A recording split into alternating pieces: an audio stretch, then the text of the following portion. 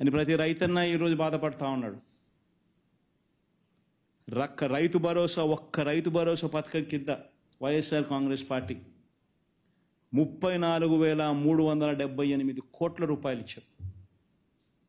ఒక్క రైతు భరోసా పథకం మీదనే 34,378 కోట్ల రూపాయలు 53 లక్షల మంది రైతన్నలకు ఇవ్వడం జరిగింది.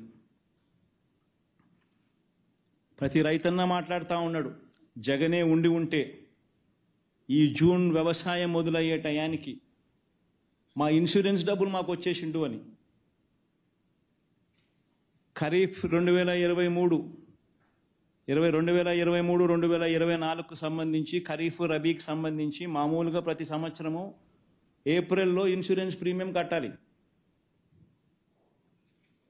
ఏప్రిల్లో ఇన్సూరెన్స్ ప్రీమియం కడితే జూన్లో వాళ్ళు ఇన్సూరెన్స్ ప్రీమియం రిలీజ్ చేస్తారు.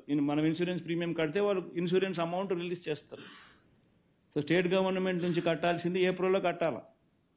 ఎలక్షన్ కోడ్ ఉంది అని చెప్పి కట్టకుండా దాటేస్తా వచ్చినారు. ఎలక్షన్ కోడ్ అయిపోయింది, గవర్నమెంట్ ఫామ్ అయ్యి 2 నెలలు అవుతా ఉంది. ఆ ఇన్సూరెన్స్ ప్రీమియం రైతుల తరపున ఏప్రిల్లో కట్టాల్సింది కనీసం జూన్లో ఇప్పుడన్నా కానీ కట్టేస్తే వాళ్ళు మీ ఇన్సూరెన్స్ ప్రీమియం మీరు కట్టేస్తే వాళ్ళు ఇచ్చేవాళ్ళు ఇన్సూరెన్స్ కంపెనీ మిగతా డబ్బు ఇస్తుంది. కేంద్ర ప్రభుత్వం ఇవ్వాల్సిన మిగతాది ఇస్తుంది. రైతుల తరపున ఉచిత పంటల బీమా, రైతుల తరపున కాంట్రిబ్యూషను అండ్ గవర్నమెంట్ తరపున కాంట్రిబ్యూషను స్టేట్ గవర్నమెంటే కడతా ఉంది. ఇన్ని సంవత్సరాలు స్టేట్ గవర్నమెంటే క్రమం తప్పకుండా ప్రతి సంవత్సరం జూన్ మాసంలో ఇస్తూ ఉంది. ప్రతి సంవత్సరం ఇన్సూరెన్స్ డబ్బులు జూన్ మాసంలో ఇస్తూ ఉన్నాం స్టేట్ గవర్నమెంట్. ఈరోజు జూన్ అయిపోయింది, జూలైలోకి వచ్చినాం. ఏప్రిల్లోనే కట్టుంటే 1 నెల వాళ్ళు వెరిఫికేషన్ చేసుకుంటారు, ఇచ్చేస్తారు. కనీసం ఇప్పుడైనా కానీ కట్టే కార్యక్రమం చేస్తే కనీసం ఆ ఇన్సూరెన్స్ ప్రీమియం డబ్బులన్నా వస్తుంది. ప్రతి సంవత్సరం ఏప్రిల్లో ఇన్సూరెన్స్ ప్రీమియం గవర్నమెంట్ కట్టేది.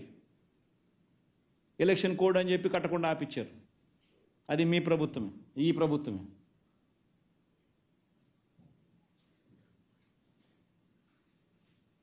సరే, ఇప్పుడు జగన్ కడతాడు అని అంటే, ఎలక్షన్ల ముందు జగన్ కట్టినాడు అని అంటే జగన్కి మంచి పేరు వస్తుందని చెప్పి ఆపిచ్చినారు. సరే, ఆపిచ్చిన తర్వాత మీరన్నా కట్టాలి కదా. మీ ప్రభుత్వం వచ్చింది, మీరు కట్టరు.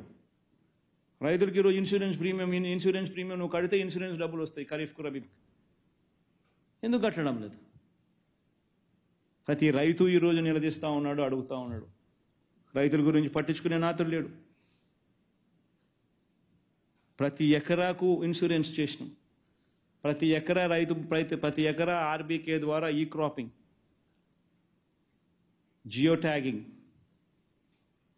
ఇన్సూరెన్స్ ప్రీమియం ఆ రైతు కట్టాల్సిన పని లేకుండా ప్రభుత్వమే ఆటోమేటిక్లీ జియో ట్యాగింగ్ చేసి, ఈ క్రాప్ చేసి ఇన్సూరెన్స్ ప్రీమియం కూడా రైతుల తరపున కట్టే కార్యక్రమం.